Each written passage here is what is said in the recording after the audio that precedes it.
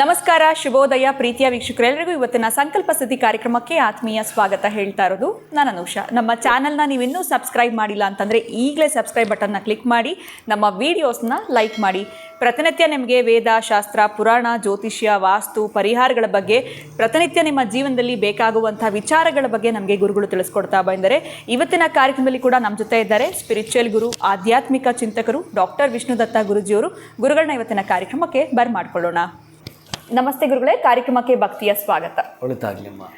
ಇನ್ನು ವೀಕ್ಷಕರೇ, ಈ ಬಾರಿಯ ಕುಬೇರ ಸಭೆ ಕಾರ್ಯಕ್ರಮ ಯಾವ ದಿನಾಂಕದಲ್ಲಿ ನಡೆಯುತ್ತೆ? ಕಳೆದ ಬಾರಿ ನಾನು ಮಿಸ್ ಮಾಡ್ಕೊಂಡಿದ್ದೆ ಅಂತ ನೀವೆಲ್ಲರೂ ಯೋಚನೆ ಮಾಡ್ತಾ ಇದ್ರೆ ದಿನಾಂಕವನ್ನು ಇವತ್ತು ಅನೌನ್ಸ್ ಮಾಡ್ತಾ ಇದ್ದೀನಿ. ಮಾರ್ಚ್ 31ನೇ ತಾರೀಕು ನಡೀತಾ ಇದೆ ಕುಬೇರ ಸಭೆ ಕಾರ್ಯಕ್ರಮದಲ್ಲಿ. ನೀವು ಕೂಡ ಪಾಲ್ಗೊಳ್ಬೇಕು ಅಂತಂದರೆ ಸ್ಕ್ರೀನ್ ಮೇಲೆ ಫೋನ್ ನಂಬರ್ಸ್ ಬರ್ತಾ ಇದೆ. ಕರೆ ಮಾಡಿದಾಗ ನಿಮಗೆ ಸಂಪೂರ್ಣವಾಗಿರುವಂಥ ಮಾಹಿತಿಯನ್ನು ತಿಳಿಸ್ಕೊಡ್ತಾರೆ. ಇನ್ನು ಇವತ್ತು ಯಾವ ಪ್ರಶ್ನೆನ ನಾನು ಗುರುಗಳನ್ನ ಕೇಳ್ಬೋದು ಅಂತ ನೀವೆಲ್ಲರೂ ಯೋಚನೆ ಮಾಡ್ತಾ ಇದ್ರೆ ಖಂಡಿತ ನೀವು ಕಮೆಂಟ್ಸ್ನಲ್ಲಿ ಕೇಳಿರುವಂಥ ಪ್ರಶ್ನೆ.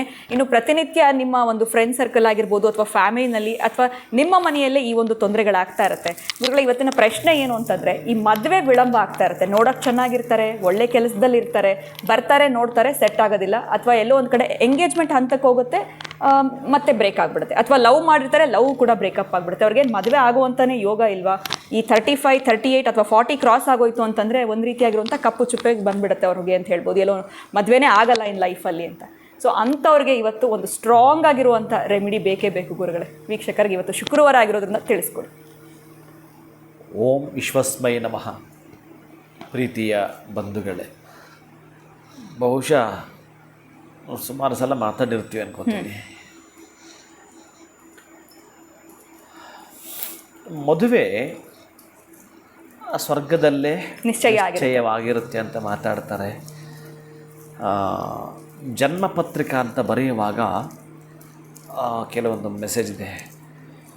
ಋಣಾನುಬಂಧ ರೂಪೇಣ ಪಶು ಪತ್ನಿ ಸುತ ಆಲಯ ಅಂತ. ಋಣಾನುಬಂಧ ರೂಪೇಣ ಪಶು ಪತ್ನಿ ಸುತ ಆಲಯ ಅಂತ ಭಗವಂತ ಬರೆದಾಕಿರ್ತಾರಂತೆ. ಇನ್ನು ಕೆಲವರು ಆಜನ್ಮ ಬ್ರಹ್ಮಚಾರ್ಯ ಕೂಡ ಉಳ್ಕೊಂಡಿದ್ದಾರೆ. ಅದು ನಿಮ್ಮ ಮುಂದೆ ನಿದರ್ಶನ ಕಾಣ್ತಾ ಇರುತ್ತೆ ಕೂಡ, ಎಷ್ಟೋ ಸಲ ಇರುತ್ತೆ. ಯಾಕಂದರೆ ಅವರವರ ದೃಷ್ಟಿಕೋನಗಳು, ಒಂದು ದೇಶ ಸೇವೆನೋ ಈಶ ಸೇವೆನೋ ಯಾವುದೋ ಒಂದು ಮಾಡುವ ಸಲುವಾಗಿ ಕೆಲವರು ಹಿಂದಕ್ಕೆ ಬರ್ತಾರೆ, ಅದು ಬೇರೆ.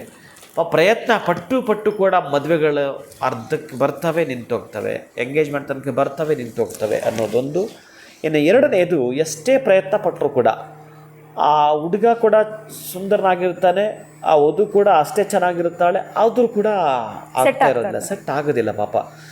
ಅದು ಸೋಲ್ಮೇಟ್ ಅವರ ಸಾಲಾವಳಿನೋ ಅಥವಾ ಅವರ ಹಿನ್ನೆಲೆನೋ, ಒಟ್ಟಾರೆ ಕುಲವೋ ಅವರ ಗುಣವೋ ಯಾವುದೋ ಒಂದು ಅದಕ್ಕೆ ಅಡ್ಡ ಆಗೋವಂಥದ್ದು ಇರುತ್ತೆ ಬಹುಶಃ.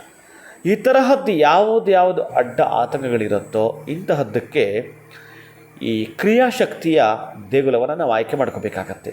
ಇಚ್ಛಾಶಕ್ತಿ ಅಲ್ಲ, ಜ್ಞಾನಶಕ್ತಿಯೂ ಅಲ್ಲ, ಕ್ರಿಯಾಶಕ್ತಿಯ ದೇಗುಲವನ್ನು ಆಯ್ಕೆ ಮಾಡಿಕೊಂಡು ನಾವೇನಾದರೂ ಮಾಡ್ತೀವಿ ಅಂತಂದರೆ ಅದರಲ್ಲೂ ಕೂಡ ತುಂಬ ಇಲ್ಲಿ ನೊಂದ್ಕೊಳ್ಳೋದು ಯಾರು ಅಂತಂದರೆ ತಾಯಂದಿರು. ನನ್ನ ಮಗನಿಗೆ ಮದುವೆ ಆಗ್ತಾಯಿಲ್ಲ, ನನ್ನ ಮಗಳಿಗೆ ಮದುವೆ ಆಗಬೇಕು ಅಂತ ಅಪ್ಪನಿಗಿಂತೂ ಅಮ್ಮ ಸ್ವಲ್ಪ ಹೆಚ್ಚಿಗೆ ತಲೆ ಕೆಡಿಸ್ಕೊಳ್ತಾಳೆ, ತುಂಬಾ ಹೆಚ್ಚಿಗೆ ತಲೆ ಕೆಡಿಸ್ಕೊಡ್ತಾರೆ ತಾಯಂದಿರು. ಎಮೋಷನಲ್ ಆಗ್ತಾರೆ ಅಂತಲೇ ಬಹಳ.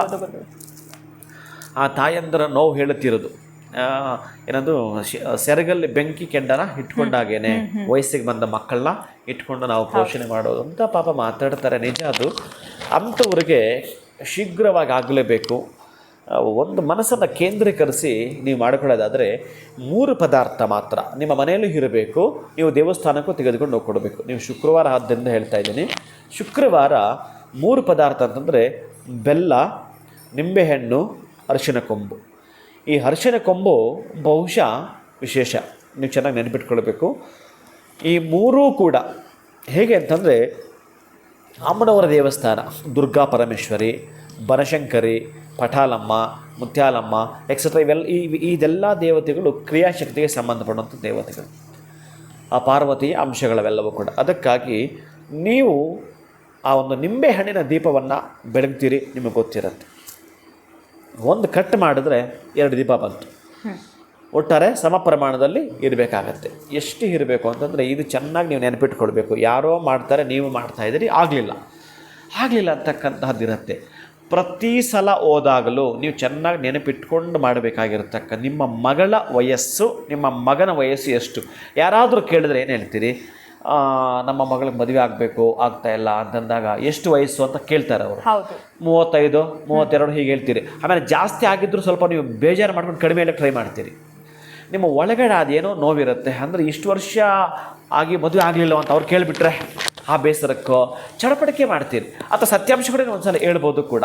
ಆದರೆ ನಾನು ನೇರವಾಗಿ ನಿಮ್ಗೆ ತಿಳಿಸ್ತಾ ಇರೋದು, ಅವ್ರಿಗೆ ಎಷ್ಟು ಏಜ್ ಇರುತ್ತೋ, 37 ಇದೆಯಾ, 37 ಮಾಡ್ಕೊಳ್ಳಿ. ಒಂದು ನಿಂಬೆಹಣ್ಣು ಪೀಸ್ ಪಕ್ಕಕ್ಕೆ ಇಟ್ಕೊಳ್ಳಿ, 37 ಮಾಡಿ. 30 ಇದೆಯಾ, 30 ಮಾಡಿ. ಸೊ ಆಡ್ ನಂಬರ್ ಆದರೂ ಪರವಾಗಿಲ್ಲ, ಅವರ ವಯಸ್ಸು ಬಹಳ ಮುಖ್ಯವಾಗಿರುತ್ತೆ. ನಿಂಬೆಹಣ್ಣಿನ ದೀಪ ಬೆಳಗೋವಾಗ ಇನ್ನು ಬೇರೆ ಬೇರೆ ಕೆಲಸಗಳು ದೀಪ ಹಚ್ಚಿದ್ದಾರೆ, ಆದ ಸಂಖ್ಯೆ ಬೇರೆ. ಆದರೆ ಮದುವೆ ಆಗಬೇಕು ಅನ್ನೋ ಸಂಖ್ಯೆ ಎಷ್ಟಿರಬೇಕು ಅಂತಂದರೆ, ಇವರು ಮಾಡಲೇಬೇಕಾಗಿರ್ತಕ್ಕಂತಹದ್ದು ಈ ಮದುವೆಯ ಸಂಖ್ಯೆ. ಅಂದರೆ ಜಾತಕದಲ್ಲೂ ಕೂಡ 7ನೇ ಮನೆ ನೋಡ್ತಾರೆ. ಲಗ್ನದಿಂದ 7ನೇ ಮನೆ ಪತ್ನಿಯದ್ದು, ಅದೇ ಹೆಣ್ಣುಮಗುವಿನ ಜಾತಕದಲ್ಲಿ 7ನೇ ಮನೆ ಪತಿಯದ್ದು, ಸಪ್ತಮ ಸ್ಥಾನ ಅಂತ ಗೊತ್ತಿದೆ. ಹಾಗಾಗಿ ನಾನು ಏನು ಹೇಳ್ತೀನಿ ಅಂತಂದರೆ, 7 ಶುಕ್ರವಾರಗಳ ಕಾಲ, 7 ಶುಕ್ರವಾರ ಚೆನ್ನಾಗಿ ನೆನಪಿಟ್ಕೊಂಡ್ಬಿಡಿ. ಇದು ನಿಮ್ಮ ತಲೆಗೆ ಹೋಗಲಿ. 1ನೇದು. 2ನೇದು, ಅವರ ಏಜಿನ ಸಂಖ್ಯೆ ಎಷ್ಟು, ನಿಂಬೆಹಣ್ಣಿನ ದೀಪವನ್ನು ಹಚ್ಚುವಂಥದ್ದು 1. ಆಮೇಲೆ ಅವರ ಏಜಿನಷ್ಟೇ ಕರೆಕ್ಟಾಗಿ ಆ ಅರ್ಚನ ಕೊಂಬು ಕೂಡ ಇರಬೇಕಾಗತ್ತೆ. ನೀವು ಎಷ್ಟೆಷ್ಟು ಖರ್ಚು ಮಾಡ್ತೀರಿ, ಏನು ಮಾಡೋದು ಆಗಲಿಲ್ಲ ಅಂತಂದರೆ ಅಷ್ಟು ಬೇಕೇ ಬೇಕು. ಇನ್ನು ಸಣ್ಣದಾಗಿ ಈ ಬೆಲ್ಲ ಬರುತ್ತೆ, ಬೆಲ್ಲದ ದೀಪ ಏನು ಬೆಳಗಬೇಕಾಗಿಲ್ಲ. ಅವರು ಈ ಆರ್ಗ್ಯಾನಿಕ್ ಬೆಲ್ಲ ಬರುತ್ತೆ, ಉದ್ದಕ್ಕಿಷ್ಟು ಬರುತ್ತೆ, ಅದು ಕರೆಕ್ಟಾಗಿ ಆ ದೇವರಿಗೆ ಅರಿಶಿನ ಕೊಂಬು ಪ್ಲಸ್ ಒಂದು ದೊನ್ನೆಯಲ್ಲಿ, ಅದು ಒಂದು ತಟ್ಟೆಯಲ್ಲಿ, ಅದು ಅಷ್ಟು, ಮತ್ತು ಬೆಲ್ಲ ಕೂಡ ಒಂದಷ್ಟು. ನಮ್ಗೆ ಅದು ಸಿಗಲಿಲ್ಲ ಗುರುಗಳೇ, ಸಣ್ಣದು ಉಂಡೆ ಸಿಗುತ್ತೆ, ಆ ಉಂಡೆನೇ ಆಗಲಿ. ನಾನೊಂದು ಎಕ್ಸಾಂಪಲ್ ಅಷ್ಟೇ ನಿಮ್ಗೆ ಹೇಳ್ತೀನಿ. 30 ವರ್ಷ ಅಂದ್ಕೊಳ್ಳಿ, 30 ಬೆಲ್ಲದ ಆ ಉಂಡೆಗಳು, 30 ಆ ಅರಿಶಿನ ಕೊಂಬು ಒಂದೊಂದು ತಟ್ಟೆಯಲ್ಲಿ ಹಾಕ್ಕೊಂಡಿದ್ದೀರಿ, ಸಪರೇಟ್ ತಟ್ಟೆಯಲ್ಲಿ ಹಾಕ್ಕೊಂಡಿದ್ದೀರಿ.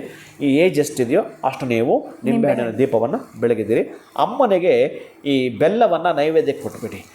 ಈ ಅರಿಶಿನ ಕೊಂಬು ಏನಿದೆಯೋ ಅದನ್ನು ಮಾಲೆಯಾಗಿ ಹಳದಿ ದಾರದಿಂದ, ಯಾವಾಗ ನೀವು ಹಳದಿ ದಾರದಿಂದ ಈ ಒಂದು ಅರಿಶಿನ ಕೊಂಬನ್ನು ಕಟ್ಟಿಬಿಟ್ಟು ಅಮ್ಮನಿಗೆ ಮಾಲೆ ಹಾಕ್ತೀರೋ, ಬೆಲ್ಲವನ್ನು ನೈವೇದ್ಯ ಮಾಡ್ತೀರೋ, ದೀಪವನ್ನು ಬೆಳಗುತ್ತೀರೋ, ಇರತಕ್ಕಂತಹದ್ದೇ ಮದುವೆಗೆ ಈ ತ್ರಿದೋಷಗಳೇ.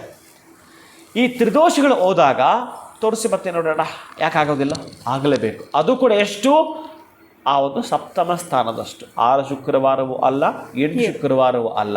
ಮಾಡಬೇಕಾಗಿರೋದು 7 ಶುಕ್ರವಾರದ ಒಳಗಡೆ ಇವರ ಮದುವೆ ಅಥವಾ ಎಂಗೇಜ್ಮೆಂಟ್ ಆಗ್ತಕ್ಕಂಥದ್ದು ಕಟ್ಟಿಟ್ಟ ಬುತ್ತಿ. ನಾವಿನ್ನೂ ನೋಡಲೇ ಇಲ್ಲ ಗುರುಗಳೇ, ನೋಡೋಕ್ಕೆ ಪ್ರಾರಂಭವೇ ಮಾಡಿಲ್ಲ. 1 ವಾರ ಮಾಡಿ 2ನೇ ವಾರದಕ್ಕೆ ಹೋಗ್ತೀರಿ ನೀವು, ಅಷ್ಟೊತ್ತಿಗೆ ಆ ತಾಯಿಯ ಕೃಪೆ ನಿಮಗಾಗಿರುತ್ತೆ. ಪಾಪ ನನ್ನ ಹತ್ರ ಪರಿಪರಿಯಾಗಿ ಬೇಡ್ಕೊಳ್ತಾ ಇದ್ದಾರೆ ಇವರು ನಾನು ಶ್ರೀರಕ್ಷೆ ನಿಲ್ಲಬೇಕು ಅಂತೇಳಿ. ನಿಲ್ತಾಳೆ ಆ ಮಕ್ಕಳಿಗೆ. ನೀವು ಅಂದುಕೊಂಡ ರೀತಿಯಲ್ಲಿ ಮದುವೆ ಆಗುತ್ತೆ ಅಮ್ಮ, ನೀವು ಅಂದುಕೊಂಡ ರೀತಿಯಲ್ಲಿ ವರ ಸಿಗ್ತಾನೆ. ಆ ಅನುರೂಪನಾಗಿರತಕ್ಕಂತಹ ಜೋಡಿ ಚೆನ್ನಾಗಿದ್ದು ನೀವು ಹೇಗೆ ಬಯಸಿರ್ತೀರೋ ಹಾಗೆ ಬಯಸಿ ಆಗುವಂಥದ್ದಕ್ಕೆ ಈ ರೆಮಿಡಿ ಅದ್ಭುತವಾಗಿರುವಂಥದ್ದು. ಇದನ್ನು ಮಾಡಿಕೊಳ್ಳಿ, ಶೀಘ್ರ ವಿವಾಹ ಪ್ರಾಪ್ತಿ ಆಗಲಿದೆ. ಖಂಡಿತ ಗುರುಗಳೇ, ಭಾಳನೇ ಅದ್ಭುತವಾಗಿರುವಂಥ ಒಂದು ರೆಮಿಡಿ. ಇನ್ನು ಸಾಕಷ್ಟು ಜನ ಎಲ್ಲಿ ಮದುವೆಗೆ ಟ್ರೈ ಮಾಡ್ತಿರ್ತಾರೋ ಅವ್ರು ಇಷ್ಟು ಸರಳವಾಗಿ ಮಾಡಿದ್ರೆ ಬರೀ 7 ಶುಕ್ರವಾರಗಳಲ್ಲಿ ಎಲ್ಲೋ ಒಂದು ಕಡೆ ಆ ಮದುವೆ ಪ್ರಪೋಸಲ್ ಬರುವಂಥದ್ದು ಅಥವಾ ಎಂಗೇಜ್ಮೆಂಟ್ ಫಿಕ್ಸ್ ಆಗುವಂಥದ್ದು ನೆರವೇರುತ್ತೆ ಅಂತ ಹೇಳಿದ್ರಿ. ತುಂಬ ಖುಷಿ ಆಯಿತು ಗುರುಗಳೇ, ಬಹಳ ಧನ್ಯವಾದಗಳು ತಮಗೆ. ನಮಸ್ಕಾರ. ಹರೇ ಶ್ರೀನಿವಾಸ. ಸೊ ಯಾರ್ಯಾರಿಗೆ ಮ್ಯಾರೇಜ್ಗೆ ಟ್ರೈ ಮಾಡ್ತಾ ಇದ್ವಿ, 1 ವರ್ಷ 2 ವರ್ಷ ಅಥವಾ ಸುಮಾರು ವರ್ಷಗಳಿಂದ ಟ್ರೈ ಮಾಡಿ ಬಿಟ್ಬಿಟ್ಟಿದ್ದೀವಿ, ಮ್ಯಾರೇಜ್ ಆಗುತ್ತಾ ಇಲ್ವೋ ಅಂತ ಹೋಪ್ಸ್ ಕಳ್ಕೊಂಡಿದ್ದೀವಿ ಅಂತವರು ಈ ಒಂದು ರೆಮಿಡಿ ಫಾಲೋ ಮಾಡೋದ್ರಿಂದ 7 ಶುಕ್ರವಾರಗಳಲ್ಲಿ ತಮ್ಮ ಮದುವೆ ಫಿಕ್ಸ್ ಆಗುತ್ತೆ ಅನ್ನೋದ್ರ ಬಗ್ಗೆ ಗುರುಗಳು ತಿಳಿಸ್ಕೊಟ್ಟಿದ್ದಾರೆ. ಈ ರೆಮಿಡಿನ ಫಾಲೋ ಮಾಡಿ ಅಂತ ಹೇಳ್ತಾ ಇವತ್ತಿನ ವಿಡಿಯೋನ ಮುಗಿಸುವಂತಹ ಸಮಯ ಆಗಿದೆ. ನಮಸ್ಕಾರ.